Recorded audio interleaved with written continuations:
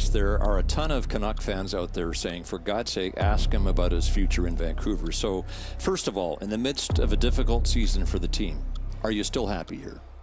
I'm happy. It's a great city to play in. Obviously, it's been some down years now. But all I'm focusing on now is finish this season well, and then I'll deal with what's ahead. Then I don't like to focus too much on what's ahead. I like to live in the moment. Well, then One more bit of business. Extension. You're eligible to sign. Yeah. Where do things stand? I'm not in a rush to sign. I got one more year left over there, and I don't want to rush into anything because I still don't know myself if it's going to be a short term or a long term, but it's going to be probably my biggest contract so far, so I don't want to stress anything.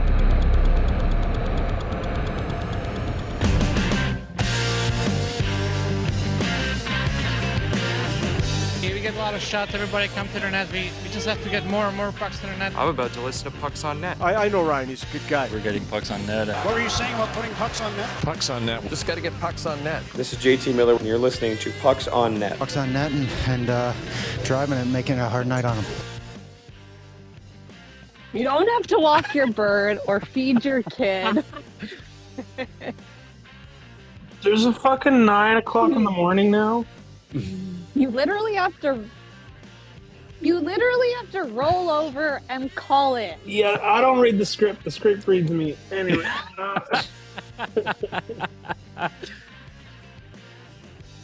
I too didn't read the script. All I need to know, I feel like, is 11. Geeta, why does it look like you're in like the season premiere of the season of True Detective? Like, I'm just I'm like waiting for an ominous force to just be like come and haunt you. I do like that this is you both will be in audio, but for the people at home, we're all in our Saturday morning best, the nice light gray hoodie, looking comfortable. Hello everybody. It is the latest in our ongoing installments of emergency podcasts. My name is Ryan Schapp. I am in video. In photos, representing themselves on probably either side of the screen is our beloved Arash Marzadeh and Geeta Tepliski. Geeta, for you first, what mountain are you on right now?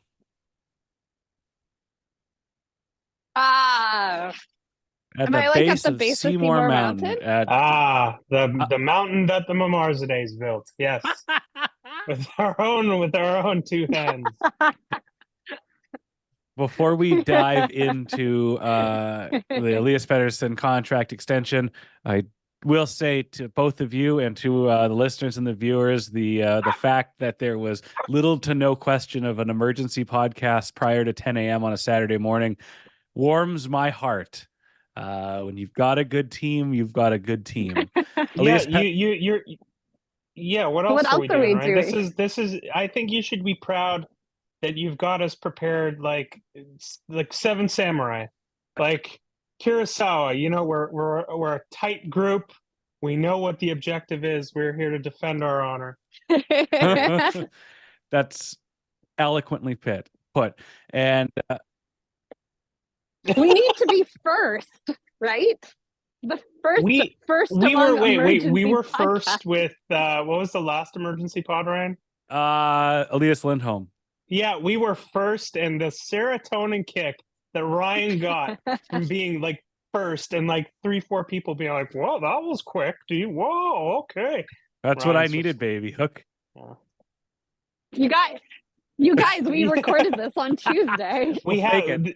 Yeah, no, we had all the variables counted. We had we recorded an Elias Pettersson signs podcast, an Elias Pettersson's traded to Carolina podcast, Elias Pettersson's bought out podcast, which I did not expect, but Ryan suggested it.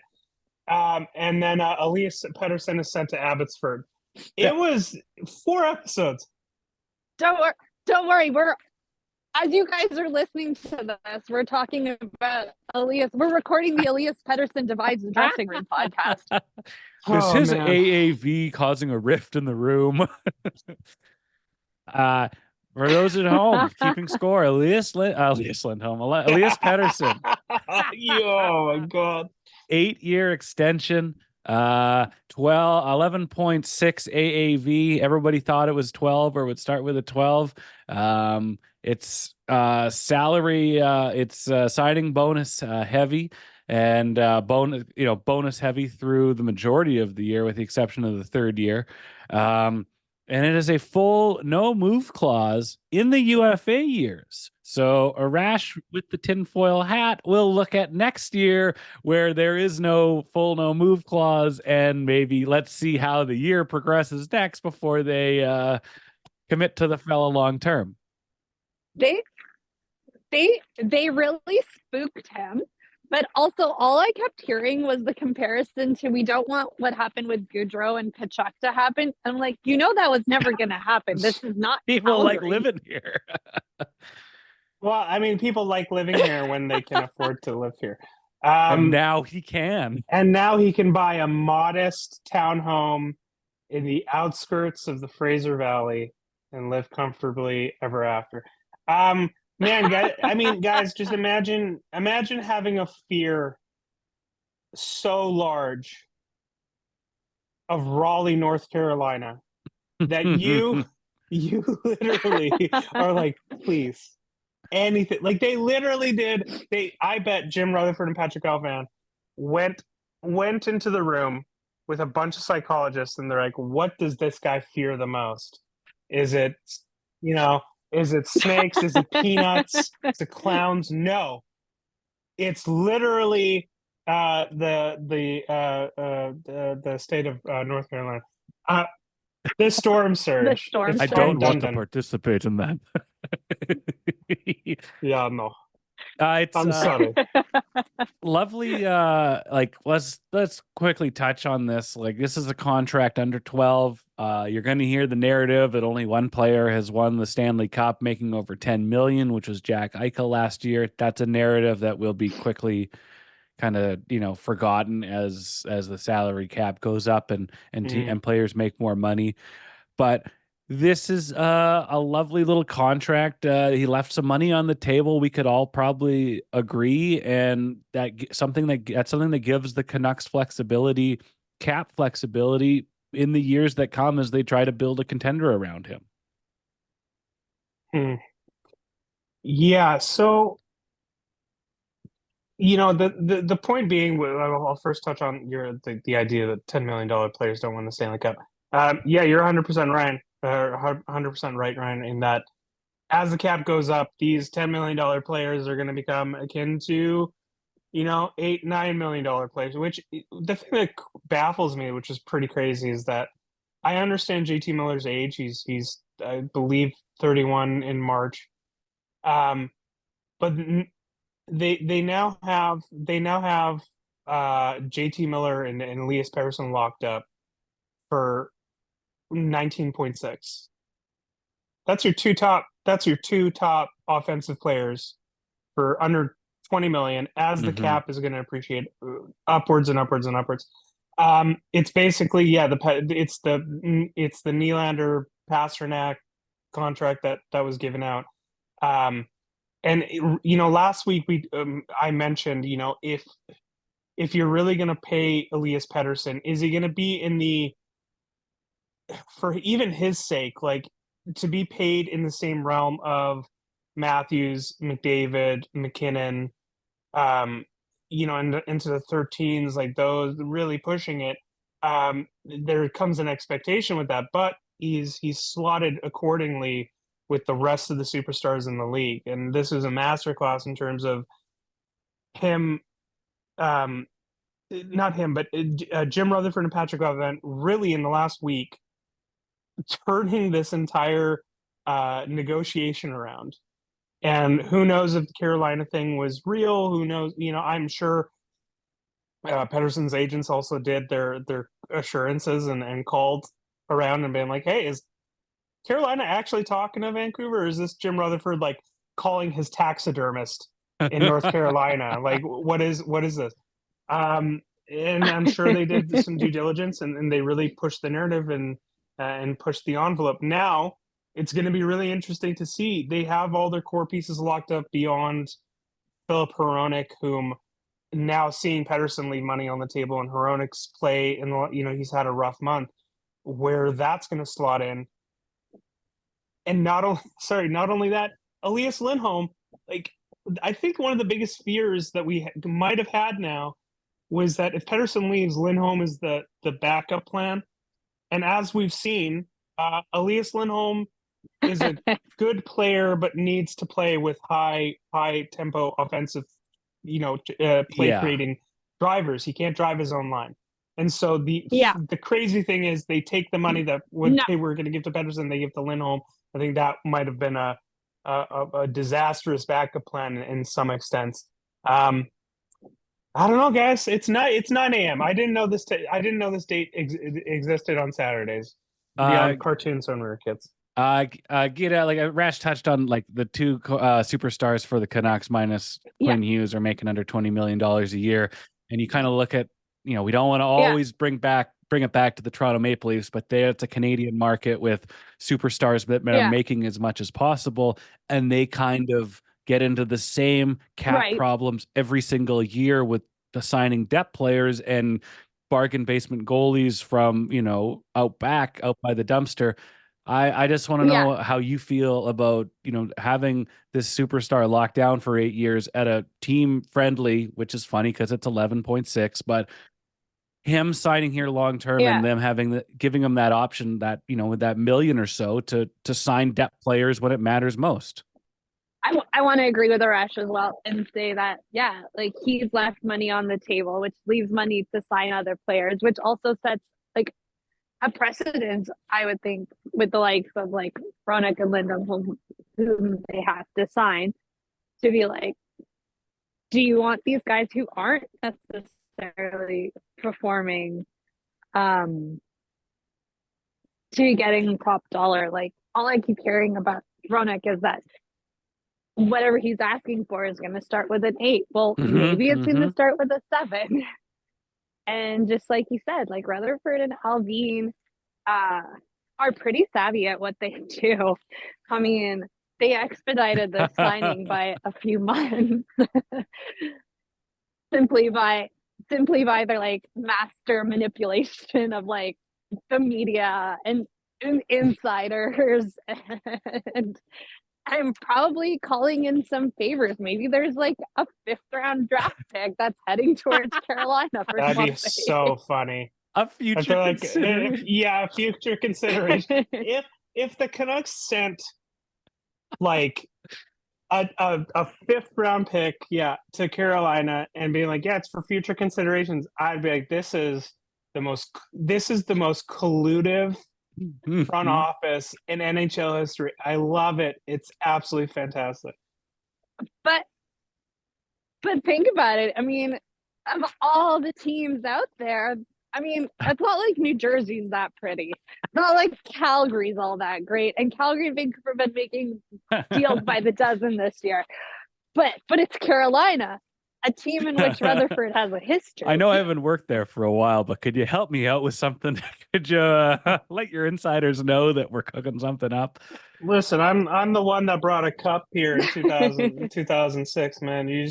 I beat the Oilers. Wasn't Francis Cabriolet? No, it was me, Jim Rutherford. So it's a really cool day for Canucks fans. I think a really interesting discussion we might have is that depending on how Pettersson and Miller go within these long-term contracts, like one of the debates I feel like we're going to have, depending if JT Miller can keep this up into his later 30s, is like, who's the better Canuck? Who's had the better Canuck kind of tenure? So I would give the edge to Miller this year and Pettersson last year. But it's going to be interesting seeing them kind of go head to head and seeing if Pettersson can kind of take some of the onus and some of the reins over.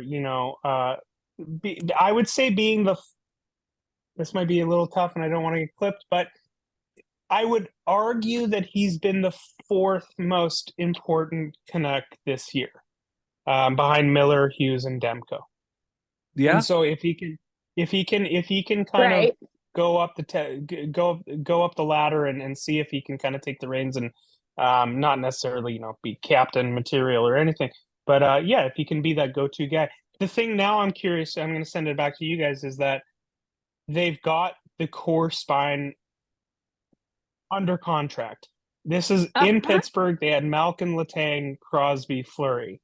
They knew what their core was. They knew these are the guys. They're locked in. They ain't going anywhere. They're here. This is the foundation of the house. Now does Jim Rutherford say, all right, I am gonna clean the rest of I'm sorry, Ryan, I'm gonna swear. I am gonna clean the rest of this shit out. Whether you want me to move that armoire or that chaise lounge, I don't care. I'm moving it out. I'm looking at players like, if he's grown impatient with Ilya Mikheyev, if he's grown impatient with the fact that, hey, we need cap space. Ian Cole's kind of fallen off the wayside a little bit in play. That's another $3 million. Their MO from the Pittsburgh days has been big defensemen who can skate and take away space. And they have the one guy who's the puck moving number one. They have the number one, and they have a bunch of 3s and 4s, 3, 4s and 5s throughout the rest of the lineup. Going into the deadline, guys, what is your energy? Like, I feel like they wanted to get this done. They got it done, and now they know, hey, the spine's here. Let's get to work. I haven't been this excited for a trade deadline in a long time.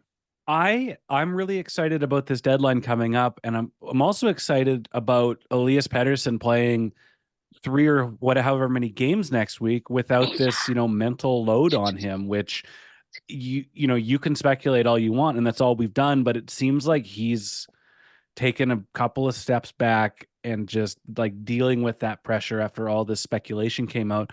I'm so excited to see what he's going to look like, with nothing weighing on him, but just but performance. Like, the decision's been made. Let's see how he rebounds. It's been a tough 10 games. It's been a real tough 5 games since this came out, but you see we see what we have in him. We see that how these pieces around him do, the Mikheyevs and your Hoglanders and stuff. And the decision's not going to be made in 4 days, but you can see this is where we're at with our superstars at 100% mentally. I don't think that, Mikheyev is working anymore, or, who's another guy, but you could start to really make those decisions and have, show your work as to why Ilya Mikheyev is getting sent out of town for a sweetener, with a bit of a sweetener to get that cap hit off the books to bring somebody in. So I'm excited for it. And much like the Elias Lindholm deal, the trade, I'm excited they've done it with some time to spare. It wasn't like at the 11th hour, we'll figure this out. We get to see what can happen, how this team can look in the next week, because the last 10 games has not been good from the Canucks. So have that time. Yeah. Let's see their work. And it's going to be a great trade deadline, because you keep hearing these reports are that they're big game hunting. They're looking for the big dogs. And if I can take away anything about national reports about the Canucks, is that they are mouthpieces for agents, or likely Jim Rutherford. So they are making some deals. They are absolutely, I think, really, really lined up to, especially after this slump in February. I feel like they know, like, okay, I don't want to put on the tinfoil hat, but I'm just listen. Everyone knows what my MO is. I'm a crazy person, and none of the stuff that I says ever happens. Right. But here's the thing. Yeah. You people love this. You need people like me, or else we would just be reactionary and we just react to 3 to 4 news clips every year. And you wouldn't do the day-to-day. I'm really curious on the trade deadline, in that I'm wondering if this Lindholm thing is working out, and I just mentioned this to one of our friends in the group chat where I said, would it be like understandable with this specific management group, knowing that Jim Rutherford knows when he's made a mistake, he like admits it. He's like, I would have. I'm crazy. So wait, are you saying would it be reasonable if they? Yeah, I'm Lindholm saying like at the if deadline? Jim Rutherford knew, I could recoup the assets we gave up for Elias Lindholm, and go out and let's say I don't know, use those same assets to go get Jake Gensel because the Lindholm thing didn't work out. I support that. Isn't that why you would make that trade so early on? Because now you got a sample size to see whether it works or not. The chemistry may not be there. See, this is why Geeta's here is to even out Ryan's conservative agenda in where I can't ever say anything. Well, Ryan's like, I want fiscal solutions, common sense policies, and here I am saying everyone should be traded where they want. Like they barely played in Vancouver while he was part of this team. Yeah. Like we have no absolutely not. And the one I know all those goals are scored on the road too. Yeah, all the question I really gave out was I asked some of our friends is like, could the Canucks realistically, if they wanted to, technically get more for Elias Lindholm than they gave up? And so basically it was if you take Kuzmenko contract is a negative. If you take the first round pick, which is in the 27s onward, and you take Hunter B, who's a good, exciting prospect with defensive little warts that he has to work on, could they go and get like a first, a prospect, and a roster player?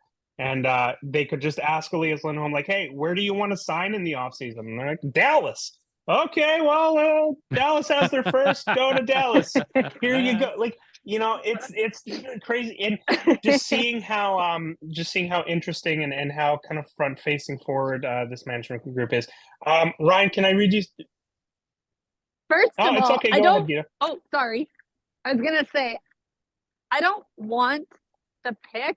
I want one of Dallas's prospects because they're better at making. I wish. Else. I wish hey, that this little was guy. I wish this was a Maverick Bork or a Logan Stankoven thing, but not to detract, but very weird that Logan. So Tyler Seguin's injured in Dallas, and then Logan Stankoven comes up, scores 3 goals and an assist in his 3 games, and then gets sent back down. So he got sent down. Yeah, he got sent down back to Texas. Oh, brutal! Anyway, I love the stank.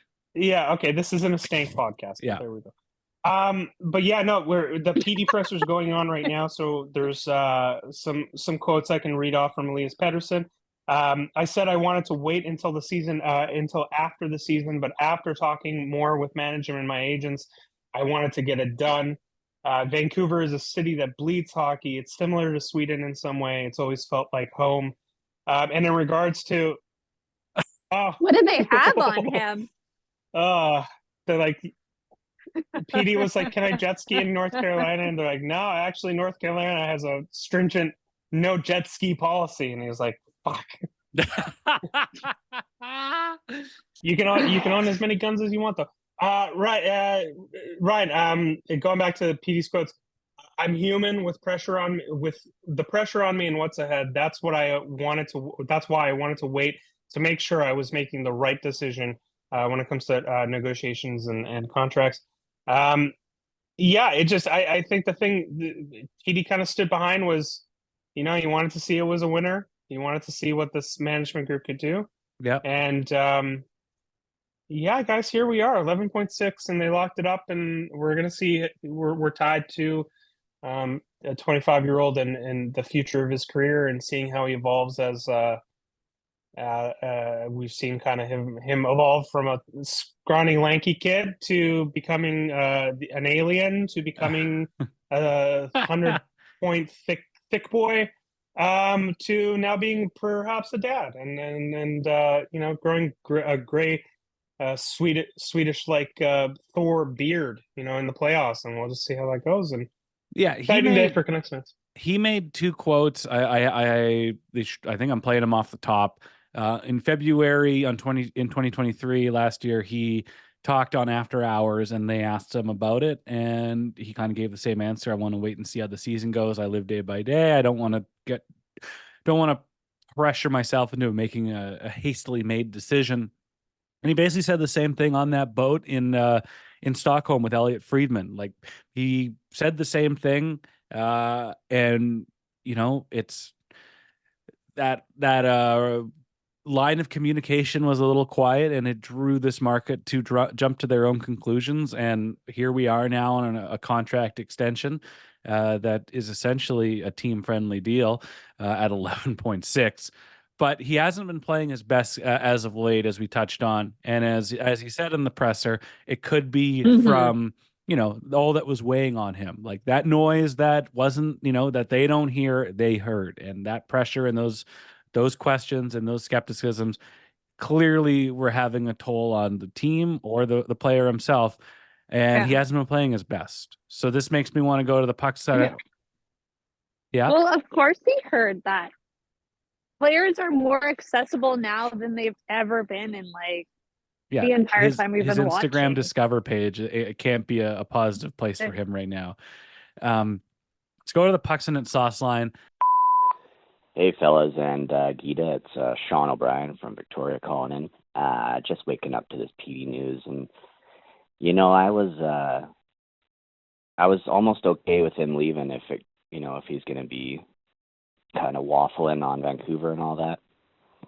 I know 100 points a year, point a game player, top 10 in the league, blah, blah, blah. But the eye test lately hasn't been the greatest, so I hope he's not just doing it for the sake of doing it. But let me know what you guys think. Go Canucks, go. Yeah, hey, man, listen, we talked about it. Don't you want to make sure the person you're dating wants to date you? And they're not just doing it for the fact that your parents own a pizza restaurant and they have access to unlimited pizza. That has never happened to me. Don't worry. Listen, it was a discussion that we needed to have, and that we understand its negotiations and everything. But I don't blame Canucks fans for talking about it. I don't blame Canucks fans for trying to mentally prepare themselves. They look over at Calgary and they see what happened with Johnny Gaudreau and Matthew Tkachuk, and more younger superstars taking their careers into their hands and saying, I want to do this and I want to do that, and I don't want to be here and I want to be here, and I don't care if you have RFA control of me. Well, I just, I'll sit out. I don't really care, or I'll just play the 1 year. I'll put up a happy face and then I'll just move on as the UFA. So, so he's locked in. He wants to be here. From all signs at the presser, he was smiling. He was happy. Yeah. He got the bag, and now it's going to be really dependent on two factors. One of them being, how does Elias Pettersson evolve as a player and continually, evolving into his late 20s, into his peak years, and taking head and taking charge of this team. Being paid in the same ways of Pasternak, Nylander, etc. And the second thing is, can the management group now, knowing that their core group is locked up, the next player they have to really worry about, I mean, we can look at Hronek, but the one player they have to worry about is Demko. In that, okay, so where's your succession plan if Thatcher Demko, in two-ish years, decides to move on? Is Artur Silovs ready? Can you go get another goalie, et cetera, et cetera? But that's a few seasons down the line. It's how can they, like they did in Pittsburgh, insulate their superstars with other superstars?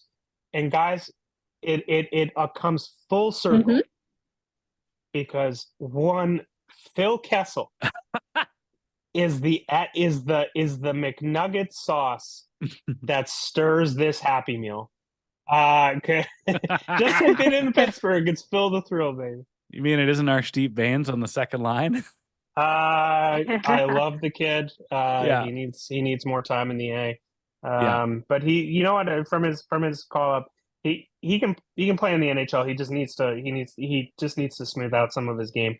and continue to kind of to develop down in Abbotsford. But I don't have a doubt that he can't play NHL games. He just needs to have a bit more development time. And I think he needs to be put into a spot that it's better suited for him because he's not in those currently because of mix and match. My thought about Elias Pettersson signing long term and what the market turned into last week, I wasn't happy about. I don't like, we can jump to conclusions, we can be skeptical, and we can have those difficult conversations about whether a player wants to be here or not.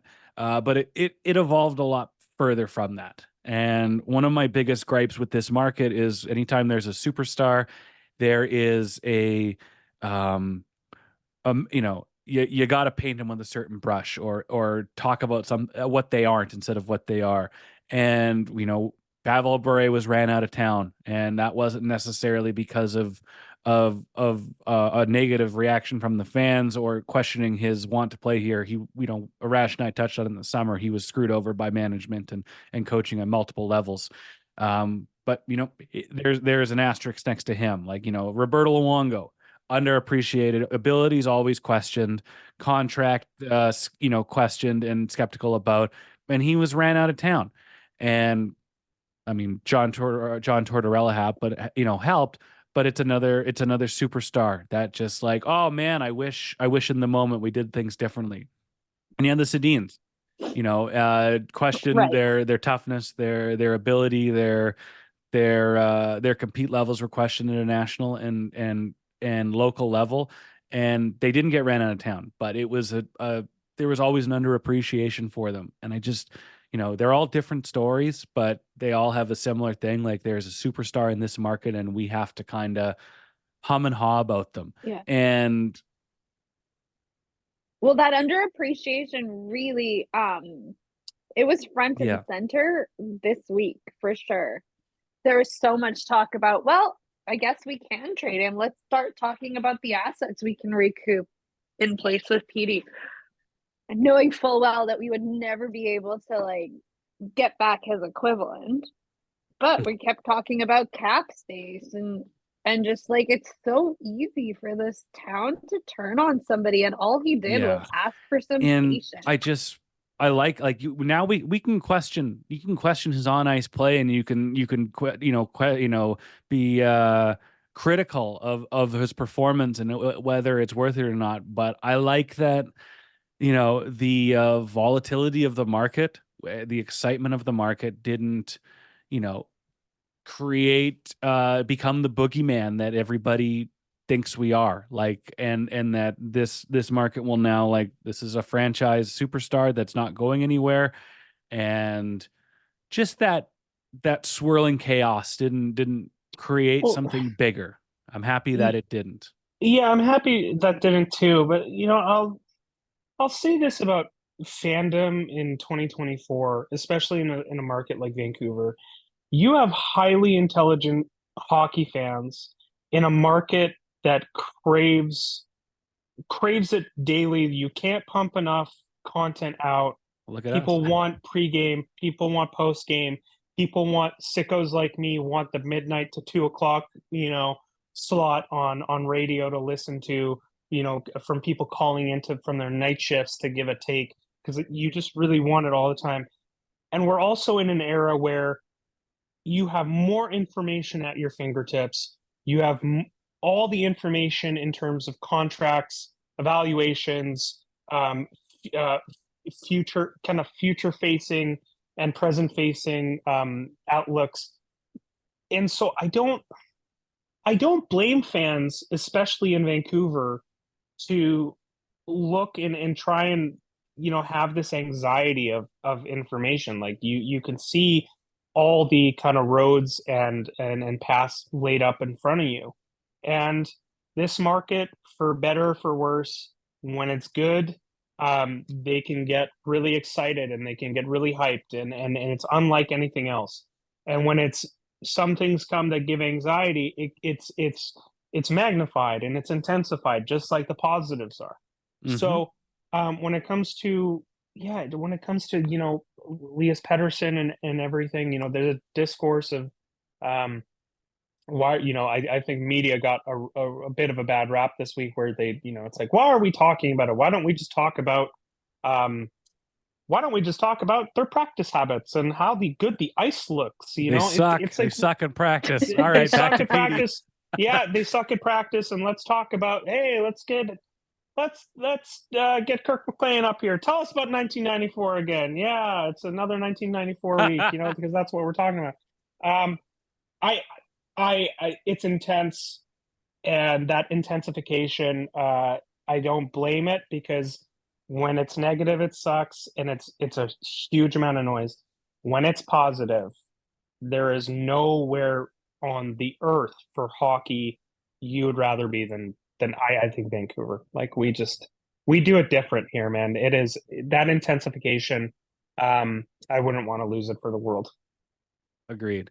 Wrapping up here, a couple quick notes. The percentage of the cap for the new PD deal on this year's cap is 13.89%. Depending on who you ask, the cap is going to go up, estimated to about 87 million. That's what Cap Friendly has it as. For reference, McDavid, it's up 16.7% of their cap. Matthews, 15.87%. McKinnon, 15.27%. And Nylander on his new deal, 13.77%. Pettersson now is the fourth largest active NHL contract in terms of dollars, with 92.8 million. Sid the Kid has the most with 104.4 million. And right now, going into the 2024-2025 season, the Canucks have about $24 million, $24.7 million in cap space. Only 12 players on the big club are under contract. Free agents include the now maybe affordable Joshua, Ekholm, Bluger, Lafferty, and Smith. They cost a lot more a couple months ago, and every defenseman not named Hughes and Juleson. To wrap it up, I will ask each of you a simple question, and I will go last. Geeta, Elias Pettersson's contract extension, sauce it or toss it? Toss it. That's all you got? Hello? Hello? Oh, this entire podcast Arash, is about sauce it or that. toss it? Elias Pettersson's I new mean, contract. listen, pal, it's a toss for me. I can't. Claude Giroux is not a Vancouver Canuck, and I feel like if we just traded Elias Pettersson for Claude Giroux. No, I'm just kidding. It's a sauce for a player. A player that is going to push against the Sedins for being the best Canuck forward of all time by the end of this contract. It's total sauce for me. And we'll see. Yeah, I'm really curious to see the evolution of his career. We're locked in. The path is the train's going this way. Yeah. And will this be the fourth sweetest jersey up in the rafters? Listen, I love Marcus Naslund, but like, if Marcus Naslund's in the rafters, there's going to be two Pettersson jerseys. It's like the Dwight Schrute thing. It's like they gave me two Employee of the Month plaques in lieu of a pay raise. Heading out of here, I'm also saucing it. I'm happy the deal came in. I'm happy it was, and again, a air quotes team-friendly deal, and it wasn't the most amount of money possible. Yes, these players deserve to get paid every dollar they deserve, but in this cash-strapped NHL, as teams desperately try to create winners, it's cool that he gave them a little wiggle room, and I am excited that he is here locked in long-term. They have their superstars in place. It's a nice change of pace from Canuck history, and let's see what happens on Sunday against the Ducks. And I don't know what we're going to talk about on Monday, but we will be back for a regular podcast Monday evening to talk NHL trade deadline. So we'll wrap it up there. I appreciate everybody in their light gray, much like the eventual outfits they'll wear on my wedding day, the light gray hoodies we all wore today. It was great talking with both of you. Enjoy this Vancouver market. Enjoy this positive news, and we'll talk to you later. I had a great time. Yeah, absolutely. Hey, Sven from East Van. Just saw the contract. Did the Boston model took a discount to try and help the team? Good lad. Like it. It's all now. The honeymoon's back on in Vancouver again, for now. Slash it, or you know what to do. Thanks for shortening the message. Well done. Hi, Pucks on Net. This is Heather from Hamilton. I wrote a song to celebrate TD signing with the Canucks long term, and it goes a little something like this. Just fucking kidding. I absolutely did not do that. I think we have enough of those. This signing is going to make me insufferable all day. I have not and will not shut up about it. It's just so satisfying, I think, to have a competent management group who understands the value of giving good players long deals with no moves. However, if I have to hear any discourse around this contract ever again, other than to say it's an incredible deal, it will be too soon. So this Sauce It or Toss It is for y'all. Sauce It or Toss It. Will the Canucks beat the brakes off the Ducks on Sunday? Kind of feels like a trap game. Kind of feels like EP40 is going to get a hat trick. I don't know. I'll hang up and listen. Thanks.